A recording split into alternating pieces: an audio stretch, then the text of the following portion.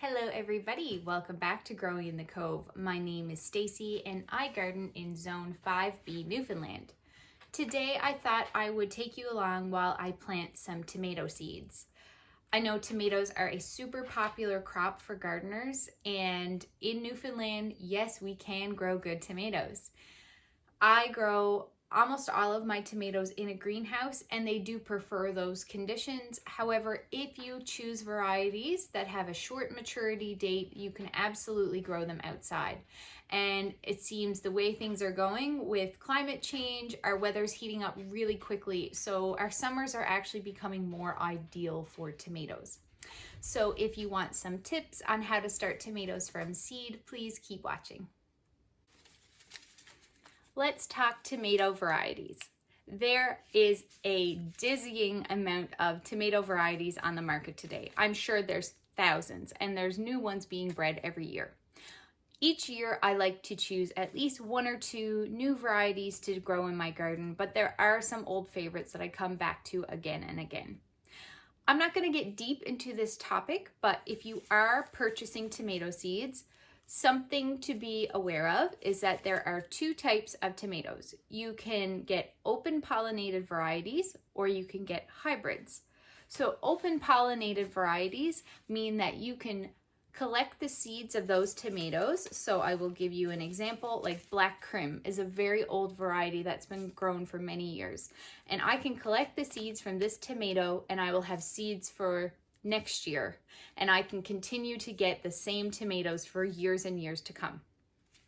However, if you buy a pack that says it's a hybrid, for example, this is a big beef hybrid, if you collect the seeds from this tomato, you will not get the same tomato again if you grow from those seeds. So if you are planning to save seeds, make sure you don't buy hybrids. And I'm not going to get into which are better. I like to grow both. I find that hybrids usually have better performance and disease resistance, and they've been bred to be tougher plants.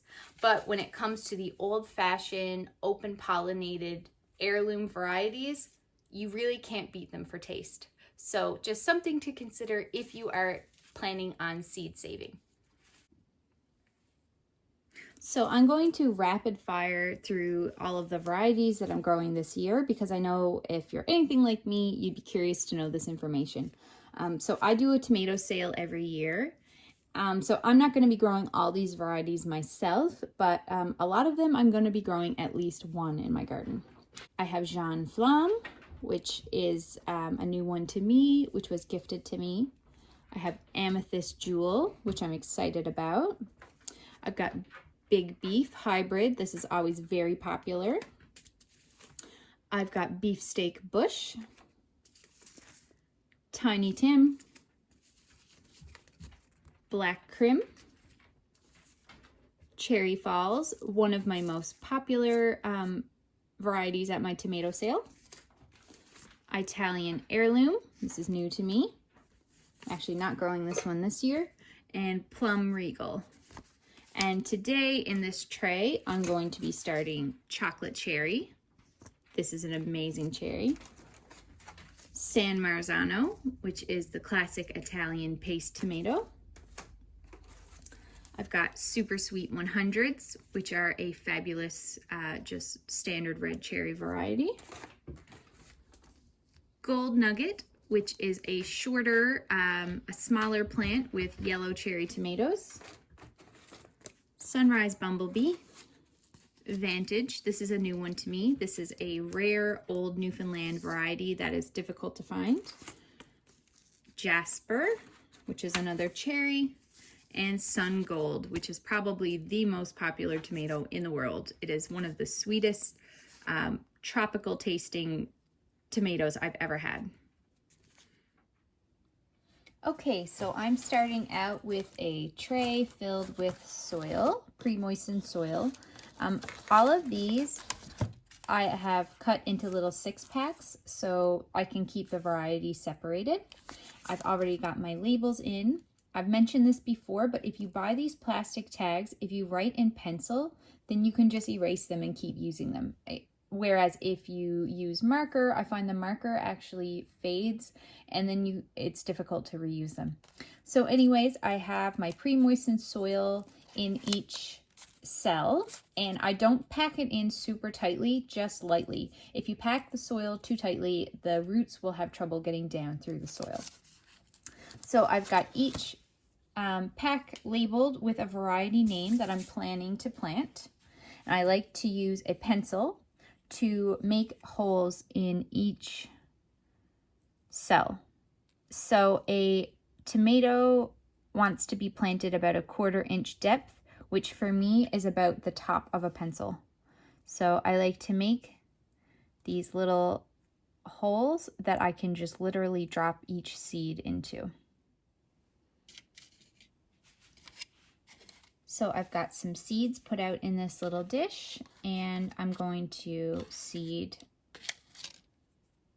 1 seed per hole. If you happen to have a lot of seeds and you want to guarantee that you get at least 1 plant in each cell, you can absolutely do 2 per hole, and I often do that. And actually now I'm doing 2. Just because I do have an ample amount of this chocolate cherry seed. So once you get your seeds planted, I like to just cover up the hole and pat it down with my finger. All right, so that's the chocolate cherry. Next up, we will do my San Marzanos, which are a great paste variety. I just wanted to mention, when I said days to maturity, you will generally find that number here at the bottom of the seed pack, although sometimes you'll see it here at the back.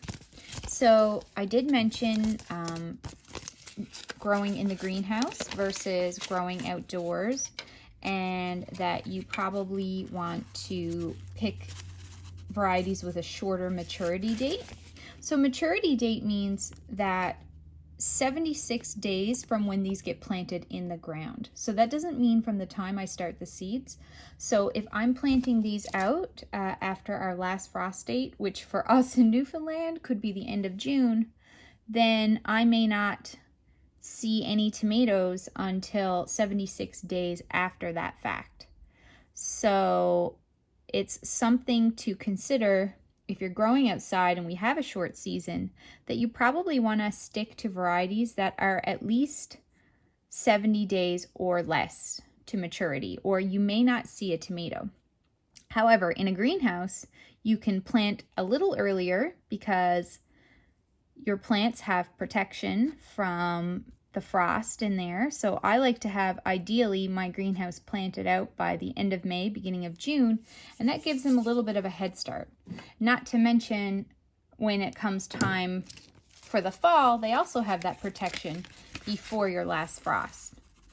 So definitely look at varieties with 50, 60, max probably 70 days to maturity if you want to grow outdoors.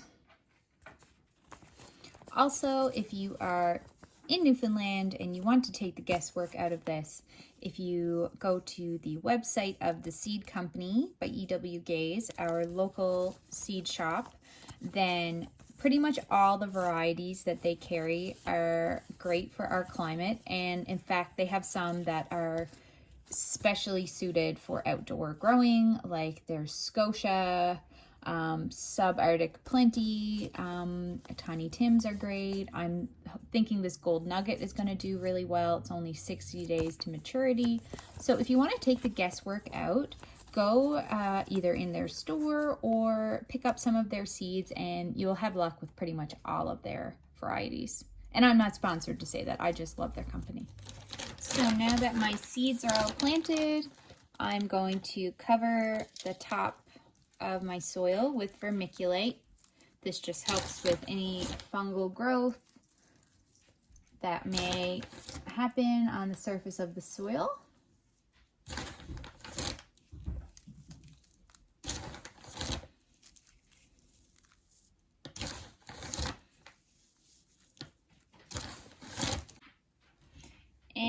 going to pop on a humidity dome and place this under my grow lights.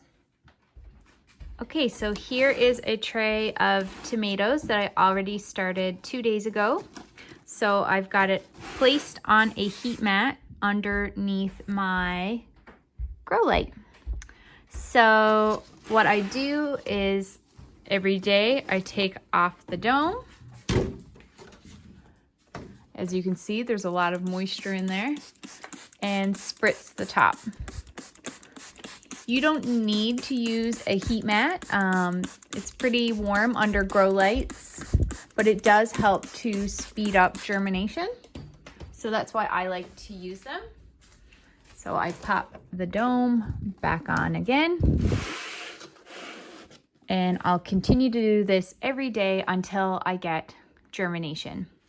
Now, some people do grow their tomatoes on a windowsill. I don't have any good light in my house for doing that. So if that works for you, you could also do this on a really bright, warm windowsill.